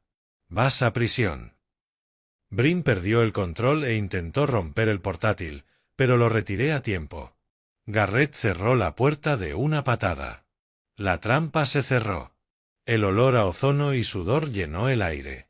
Fuera, las luces azules y rojas empezaron a parpadear. En su pánico, Brin gritó: «Deberías haber usado más, como hicimos con Keyen», confesando todo sin darse cuenta. La puerta se abrió y la policía irrumpió. Vi cómo intentaba coger el vaso de agua envenenada, pero Garrett la detuvo antes de que pudiera beber. «Hoy no, Brin». El vaso cayó, el líquido azul se derramó como una mancha tóxica. Los agentes la redujeron. En su bolsillo encontraron 2 billetes de ida a Tampa para esa misma noche. No pensaba encerrarme, pensaba desaparecer. «Silas está loco», gritaba, desesperada. Yo me apoyé en la chimenea, sintiendo como la adrenalina se disipaba. La casa respiraba de nuevo. Milo estaba contra la pared, derrotado. Salí al porche y vi a Margaret junto a otros vecinos observando la caída. Las luces de policía iluminaban la calle como un teatro de consecuencias. Cuando se la llevaron, Brin me miró con odio. «Te pudrirás en ese sótano». «No», respondí tranquilo. «Esta noche dormiré en mi cama. Tú eres la que baja ahora al sótano». Las sirenas ya no eran tragedia, eran victoria. Un agente se acercó. El anticongelante era robado de la obra de Milo. Cuando el coche se cerró, miré hacia arriba y vi una pequeña mano en la ventana. El silencio después fue ensordecedor. 3 días después, en el cementerio, el aire húmedo cubría las lápidas mientras excavaban donde Keyen había descansado solo 4 meses. El sonido de la máquina golpeaba como un latido. Vi el ramo que Brin había dejado, flores de plástico con peso de plomo, una metáfora perfecta de ella. Cuando sacaron el ataúd, coloqué un lirio real sobre él. Te llevaré a casa pronto, Keyen. Entonces vimos un dispositivo bajo la estructura, un rastreador GPS. Milo había estado vigilando incluso la tumba. En la comisaría, Garrett me contó que Milo había confesado todo para reducir su condena. Había grabado llamadas con Brin por paranoia. El sistema se derrumbó en cuanto cayó la primera pieza. Miré la televisión encendida en la esquina, donde aparecía una noticia de última hora en Florida. Unos agentes federales sacaban a una mujer mayor de una casa frente al mar. Era Doris Hargrove, la madre de Brin.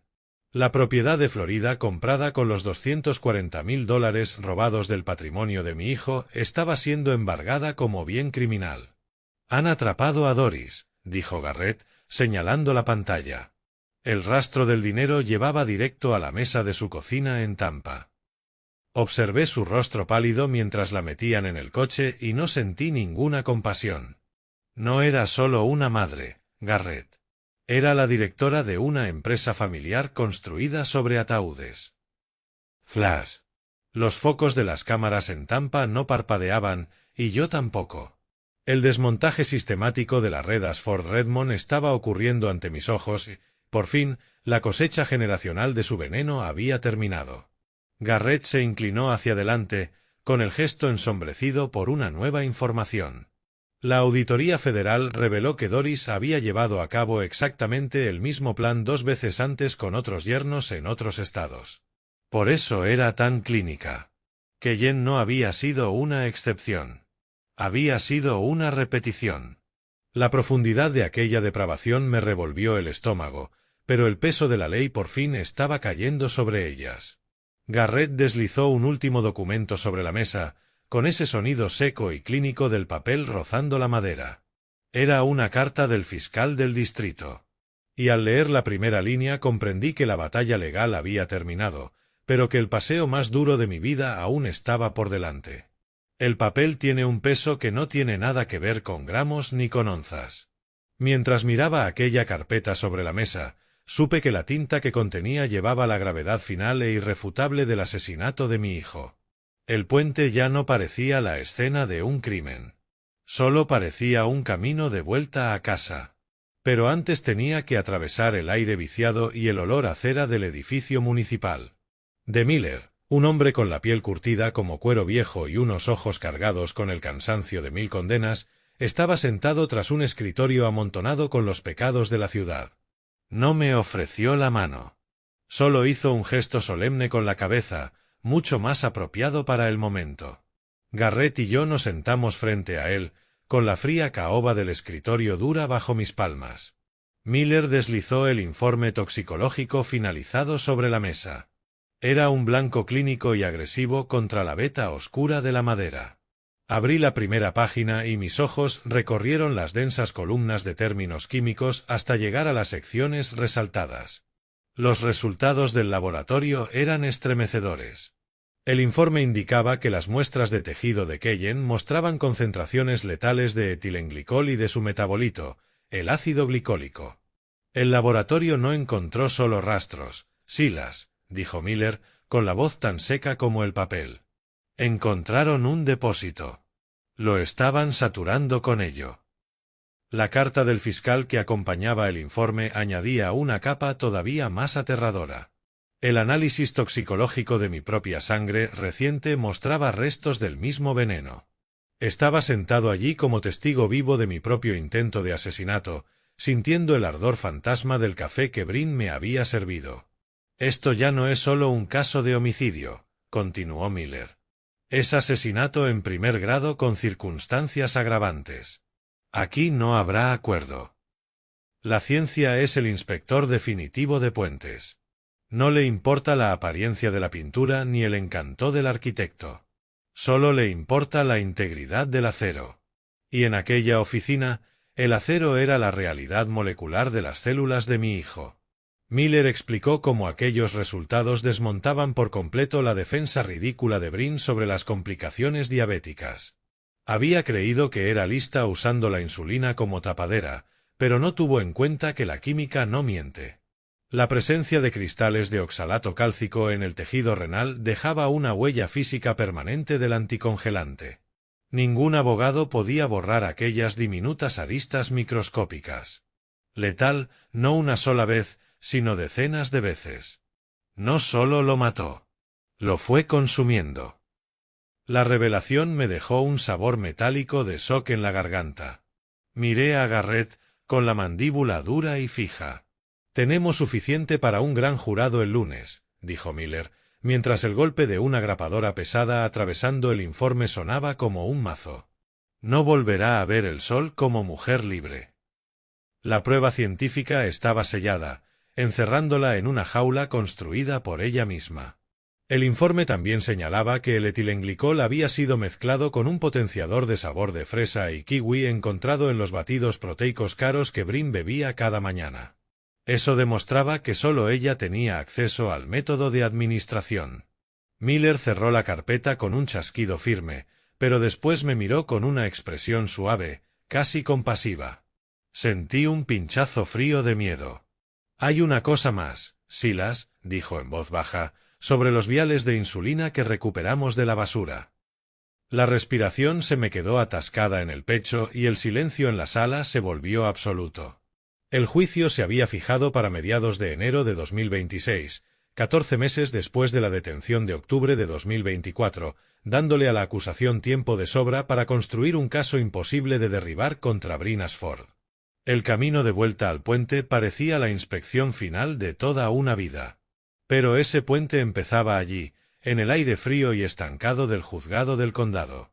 El juicio de Brin Ashford se había transformado de tragedia local en espectáculo público. La sala estaba llena de gente que había venido a ver cómo una vida perfecta se deshacía. El abogado defensor, Ayobay, un hombre que olía a colonia cara y ética barata, era un tiburón con traje de 3 piezas, de los que consideran la verdad una mercancía negociable. Se pasó 3 horas intentando destruir mi credibilidad, paseándose por la sala con andar depredador y ensayado. «¿No es cierto, señor Vance, que lo encontraron deambulando por su propio sótano en estado de confusión solo unos días antes del arresto?», preguntó, inclinándose tanto que pude ver el brillo azul del monitor de la taquígrafa reflejado en sus gafas. No me inmuté. Deambulaba, abogado, porque su clienta había convertido mi casa en un laboratorio de homicidio lento, respondí con calma. Ayobay intentó presentar a un testigo sorpresa, un hombre que aseguraba que yo llevaba años siendo violento e inestable. Pero la fiscalía estaba preparada. Se reveló que aquel hombre era el hermano menor de Milo Redmond, y la jueza Miratorne anuló el testimonio por evidente conflicto de interés. La jueza Torne, una mujer con voz de grava y ojos que habían visto todas las mentiras que Detroit podía ofrecer, estaba en lo alto del estrado como una deidad terrenal, con el rostro impenetrable mientras veía cómo se desmoronaba la estrategia de la defensa. Un juicio es como una prueba de carga sobre un puente. Da igual lo bonita que sea la estructura si faltan los remaches de la verdad. Soporté la avalancha de insultos contra mi mente mientras veía a Brin secarse unos ojos sin lágrimas interpretando a la viuda desconsolada. Antes eso me habría engañado. Ahora, al ver cómo comprobaba los ángulos de las cámaras entre sollozos, solo me revolvía el estómago. El jurado tampoco compró la actuación. Regresaron en menos de 4 horas, con los rostros pétreos al sentarse de nuevo. Culpable. La palabra resonó como un perno rompiéndose en un cañón vacío. Y fue seguida por la misma palabra, cargo tras cargo, hasta que el aire en la sala se llenó del peso definitivo de la condena. El sonido grave y rítmico del mazo golpeando marcó el final del legado a Ashford Redmond. La jueza Torne miró directamente a Brin mientras leía la sentencia. Sus crímenes no nacieron de la pasión, sino de una crueldad calculada y mecánica que este tribunal considera aborrecible, declaró antes de imponer cadena perpetua sin posibilidad de libertad condicional. Sentí como el peso fantasma del techo del sótano se levantaba por fin de mis hombros. Me puse en pie para mi declaración de impacto, mirando más allá de Brin, que fingía llorar, hacia las cámaras. Informé al tribunal de que donaría la totalidad de los $240.000 recuperados a una fundación para víctimas de abuso a personas mayores. La madre de Brin no iba a ver ni un céntimo de su fondo de Florida. «Retírenla», ordenó la jueza. Mientras se la llevaban, Brin volvió la vista hacia mí. La máscara de víctima había desaparecido, sustituida por una sonrisa tan vacía que me hizo comprender que el verdadero monstruo no era el veneno. Era la mujer que ya no tenía alma que envenenar. El puente ya no parecía la escena de un crimen. Solo parecía un camino de vuelta a casa. Pero cuando me detuve ante la pesada puerta de roble de la casa victoriana, la llave de cobre se sentía fría en mi palma, un recordatorio físico de que la casa por fin estaba en silencio, pero ya no protegida por cintas policiales.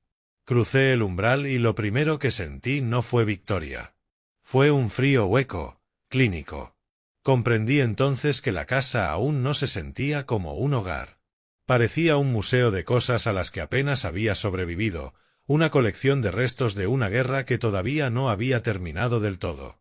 La presencia física de Brin había desaparecido, su perfume caro y sus sonrisas calculadas se habían ido, pero la sombra Ashford Redmond seguía acechando en los rincones del techo.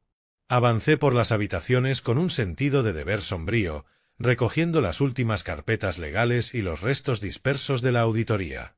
«Vuelve a ser solo una casa», me dije, y mi voz sonó pequeña entre el clic del radiador. «Ya estamos a salvo». Pero mientras el viento de diciembre sacudía los cristales, supe que la seguridad y la paz eran dos cosas muy distintas.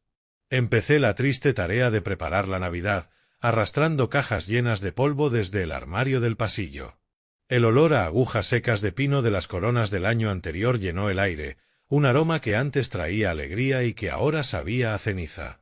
Me quedé inmóvil en el salón al ver el rincón vacío donde Keyen y yo solíamos colocar el árbol. Era el año de todos los primeros, y yo no estaba preparado para ninguno. El silencio no era bonito. Era ensordecedor. Miré hacia la pequeña cuna junto al fuego, donde el bebé dormía, un niño nacido de la misma oscuridad que yo había pasado meses destapando. Me acerqué a la repisa de la chimenea y pasé los dedos por los papeles de tutela, con la tinta todavía reciente. «No dejaré que te toquen», susurré, sintiendo una feroz oleada protectora en el pecho. «Ojalá tengas los ojos de tu padre, Keyen, y nada del hielo que corría por las venas de tu madre». Metí la mano en una caja marcada como decoraciones y noté que me temblaban las manos al sacar una sola tira de luces parpadeantes. ¿Cuántos secretos más hay enterrados bajo estas tablas? La pregunta me perseguía como un defecto estructural en mi nueva estabilidad. Seguí rebuscando hasta tocar algo que no encajaba. Un sobre acolchado y pesado dirigido a mí con la letra precisa y arquitectónica de Keyen. Una nota del servicio de mensajería adjunta explicaba que era una entrega programada desde hacía más de un año.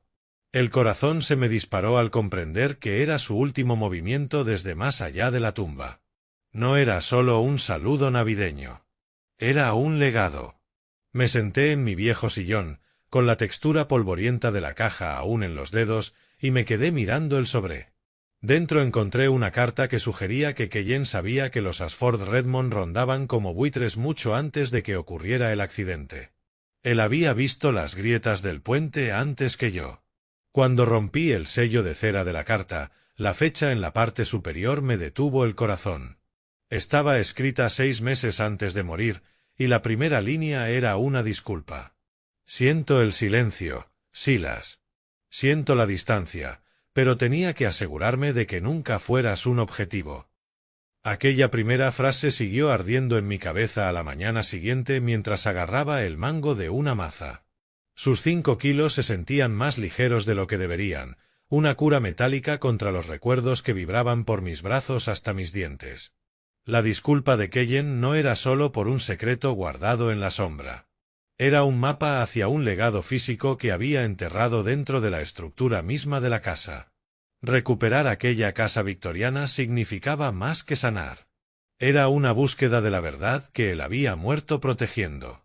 Pasé las primeras horas del día arrancando el papel pintado floral que Brin había elegido con tanto cuidado para el piso de arriba. Cada tira de aquel estampado chillón era como arrancar una capa más de las mentiras de los Ashford Redmond, dejando al descubierto el yeso limpio y honesto que había debajo. «Tiene que desaparecer», murmuré, con el pegamento metiéndose bajo mis uñas, una molestia bienvenida. «Todo. Lo siento también, Keyen, pero tengo que terminar esto». La energía frenética de la mañana era la única forma de ahogar el eco de su voz escrita. Al mediodía, la planta superior era un desierto de papel roto y polvo, pero la casa parecía empezar a respirar otra vez. Recuperar los huesos del edificio era el paso previo para entender las páginas enigmáticas que había dejado. El sudor picaba, el polvo ahogaba, mi pasado estaba debajo de mis uñas. Después de comer bajé al sótano, cambiando la rasqueta por la maza. Mi plan era construirle a Kin un pequeño taller, un refugio donde pudiera crear sin el miedo que había marcado los últimos meses de su padre. Kin estaba sentada en el tercer escalón empezando por abajo, con los codos apoyados en las rodillas, observándome con una seriedad que me recordaba a Keyen. Su presencia me daba estabilidad frente al misterio creciente de la carta. Extendimos los planos originales, amarillentos, sobre el viejo banco de trabajo, con los bordes curvados como hojas secas. «¿Crees que le gustaría aquí abajo?», pregunté, señalando el espacio abierto. Kin asintió despacio, siguiendo con los ojos las líneas del papel. Siempre le gustó el silencio. Pasé la cinta métrica por la pared del fondo y el chasquido metálico resonó en la estancia. Me detuve, frunciendo el ceño. Los planos indicaban un muro de contención sólido, pero las medidas reales no cuadraban. Había un hueco de algo más de 1 metro detrás de aquel panel de yeso que no aparecía en ningún registro arquitectónico. La casa era un cuerpo y yo estaba haciendo la autopsia que merecía. Levanté la maza. El primer golpe llenó el aire de polvo blanco de yeso, con aquel sabor seco y espeso sobre mi lengua. Después de 3 golpes más, los montantes se astillaron y la pared cedió. Una corriente fría con olor a ozono viejo y aceite salió del hueco escondido. Arranqué las tablas restantes, sintiendo el metal de los clavos viejos en el aire. El corazón se me detuvo. Detrás del falso muro había una compleja estructura de acero pulido y circuitos. Un prototipo de un dispositivo que Kin reconoció de inmediato. No era un fracaso y no se había quemado en ningún incendio de laboratorio. Era la versión terminada del proyecto que supuestamente Keyen había muerto sin lograr completar. Kin dejó caer la cinta métrica y su cara se quedó del color del yeso mientras miraba la máquina tras los montantes. La vi alargar la mano, con los dedos temblando a pocos centímetros del acero cepillado del prototipo. El sótano quedó en silencio, salvo por nuestra respiración entrecortada y el asentarse de la casa sobre nuestras cabezas. Durante un instante, el mundo entero quedó suspendido en aquel estrecho espacio entre el yeso y la verdad. Dejé atrás el fantasma del sótano, cambiando el olor del polvo de obra por el filo frío de la tierra mojada en mi mente. Pero antes tenía que saldar otra deuda. Guié a Kin hacia arriba, dejando por el momento la máquina en su santuario oscuro. La cocina estaba bañada por la luz pálida y honesta de una mañana de primavera. Y me senté a la mesa donde me esperaba un recuerdo roto. Durante semanas había trabajado en silencio, con las manos firmes pese al dolor, alineando con paciencia las fibras de la fotografía que Brin había destrozado en su último ataque de rabia. El tacto pegajoso del celo se me adhería a las yemas mientras colocaba el último trocito transparente sobre el centro de la imagen. El rostro de Keyen por fin volvía a estar entero. Las arrugas seguían ahí, atravesándole la mandíbula y la frente como cicatrices plateadas, pero sus ojos estaban limpios. «Has vuelto», susurré con la voz quebrándose. «Vamos a terminar lo que empezaste, hijo. Pero antes vamos a vivir». Mientras alisaba la superficie del marco reparado, el corazón me dio un vuelco. Miré con más atención el fondo detrás de la figura sonriente de Keyen. Estaba de pie en la acera de esta misma calle, con la torre inconfundible de nuestra casa victoriana levantándose detrás de él. La foto estaba fechada 4 años antes de que firmáramos la escritura. No habíamos llegado a aquella casa por casualidad. Él la había elegido para nosotros mucho antes de que las sombras se cerraran sobre todo. Cuánto de nuestra vida había sido casualidad y cuánto había sido un plano. Sentí una oleada de resolución furiosa y justa. Nos había estado protegiendo desde el principio, construyendo una fortaleza bajo la apariencia de un hogar familiar. Me levanté y llamé a Kim. Era hora de recuperar el terreno. Salimos al jardín trasero, con olor a mantillo húmedo y promesa de lluvia. Yo llevaba el joven cerezo, con el cepellón pesado envuelto en arpillera, mientras Kim cargaba las palas. Caminamos hasta el centro exacto del patio, la zona de hierba muerta donde la furgoneta de vigilancia de los Ashford Redmond había estado aparcada durante meses, envenenando nuestra paz. Hundí la pala en la tierra con una fuerza rítmica, notando cómo me ardían los músculos en una liberación casi sagrada. La pala era una herramienta de cirujano, cortando la podredumbre de los 2 últimos años. Kim trabajó a mi lado en silencio, cavando los dos en aquella tierra oscura. Imaginé el rosa de los futuros cerezos como una peineta vibrante para los hombres grises que nos habían vigilado desde la sombra. «Florecerá en 3 años», le dije, secándome el sudor de la frente. Kim asintió, con la cara por fin perdiendo aquella expresión tensada por el terror. «Creo que a la casa le gusta la compañía», respondió. Me incliné para dar el último golpe, dispuesto a romper el último bloque de arcilla dura. La pala no sonó contra piedra. Chilló contra acero. La vibración me subió por el mango de madera hasta hacerme crujir los dientes. Me arrodillé y aparté la tierra suelta con las manos desnudas. No era una tubería ni una roca. Mis dedos encontraron el borde de una tapa pesada y oxidada, una caja cerrada que llevaba esperando a que las raíces bajaran lo suficiente. No necesité llave. La cerradura se había rendido al óxido y había entregado sus secretos a la tierra húmeda de abril. Mis dedos rozaron la suciedad y el metal frío de la caja, y con un tirón seco la tapa se abrió con un gemido. Dentro, protegida por una funda impermeable gruesa, estaba la respuesta a las preguntas que me habían robado el sueño durante 1000 noches.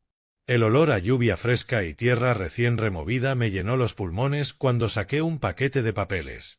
No era un manual técnico ni una amenaza legal.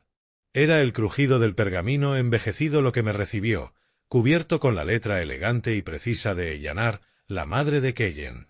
Me senté sobre los talones en el jardín, con el cerezo recién plantado alzándose sobre mí como un centinela silencioso. Kim se arrodilló a mi lado, con los ojos muy abiertos, mientras empezaba a leer la carta en voz alta. Era una confesión nacida de un amor que ella había intentado proteger desesperadamente de la influencia asfixiante del imperio Ashford Redmond. Revelaba que había sido ella quien financió la compra de aquella casa victoriana a través de un fideicomiso anónimo, asegurándose de que Keyen tuviera una fortaleza a la que ella jamás podría permitirse visitar abiertamente. Había usado la riqueza de su propia familia para construirnos una jaula de seguridad, escondida de los ojos inquisitivos del padre de Keyen. La carta detallaba cómo ayudó a Keyen a fingir sus supuestos fracasos, creando un rastro de callejones técnicos sin salida y decepciones académicas para mantener su verdadero talento lejos del alcance de su padre. No se estaba alejando de nosotros, Kim, dije con la voz espesa por una liberación profunda y catártica. Estaba levantando un muro a nuestro alrededor. Ellanar lo sabía todo y había jugado a largo plazo junto a su hijo. ¿Sabes qué se siente cuando una casa embrujada por fin deja de estarlo? No es un grito, es un suspiro. Nos quedamos en el jardín hasta que la luz empezó a caer y el viento entre las ramas del cerezo parecía susurrar secretos que por fin entendíamos. Más tarde, aquella noche, la casa se sentía fundamentalmente distinta. El peso opresivo que había llevado en el pecho desde el accidente simplemente había desaparecido. Caminé por los pasillos sin revisar las sombras ni escuchar pasos de intrusos. Los viejos crujidos del suelo, que antes sonaban como advertencias, ahora eran solo la casa asentándose sobre sus propios huesos. Entré en el cuarto del bebé y me quedé junto a la cuna, observando la respiración rítmica del pequeño dormido.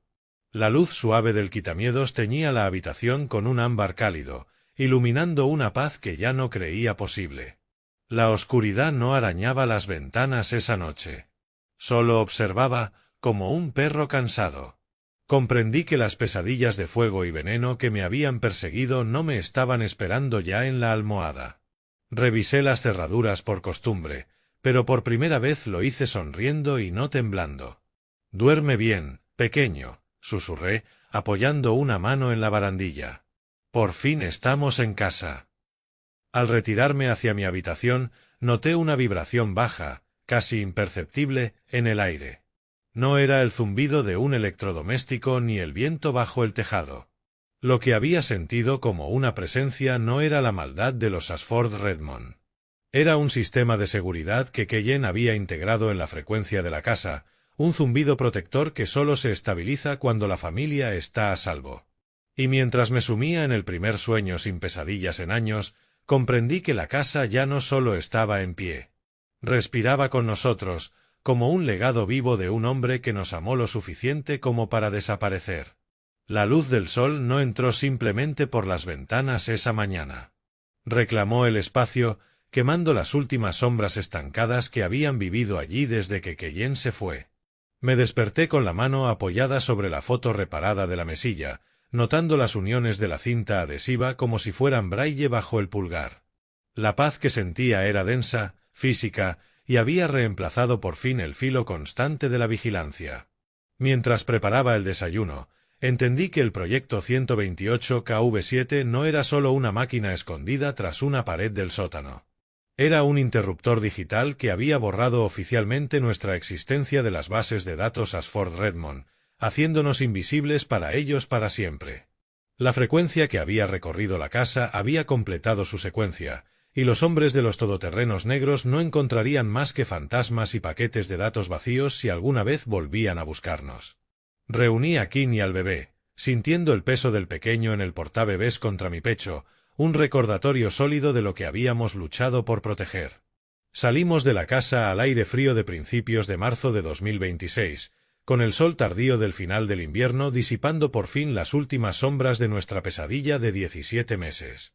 Por primera vez en 2 años, no miré por encima del hombro.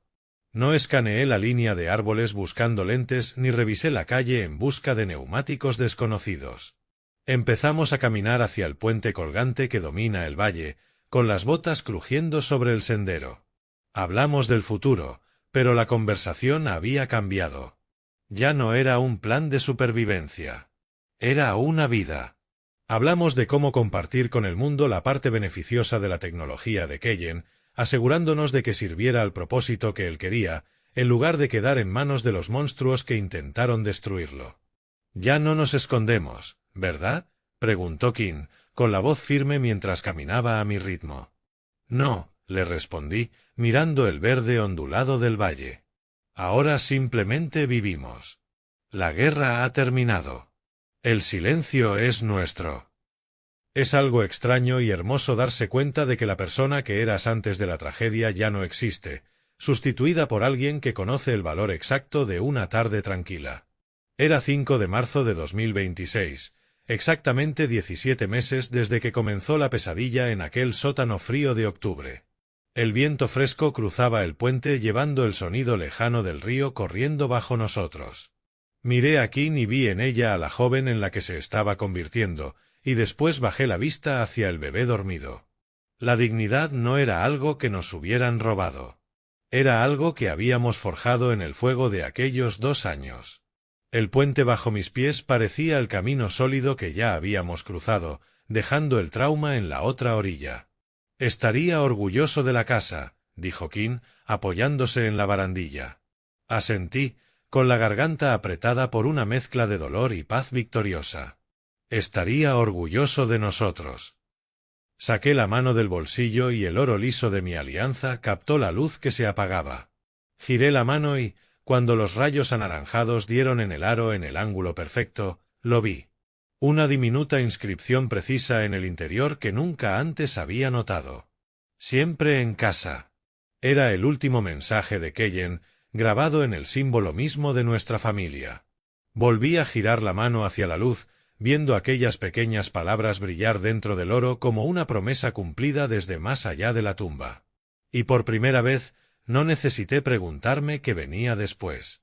Mirando atrás todo lo que había pasado, comprendí que esta historia familiar nunca fue solo sobre crimen, dinero o venganza. Fue sobre ceguera. Me pasé décadas inspeccionando puentes en busca de fracturas ocultas, y aún así, ignoré las grietas que se abrían dentro de mi propia casa. Si te llevas algo de esta historia, que sea esto: nunca entregues tu voz solo para mantener la paz. Haz preguntas. Protege tu dignidad, tus finanzas y a las personas que dependen de ti. Algunos llaman a lo que me pasó venganza de padre. Pero la verdad es más compleja.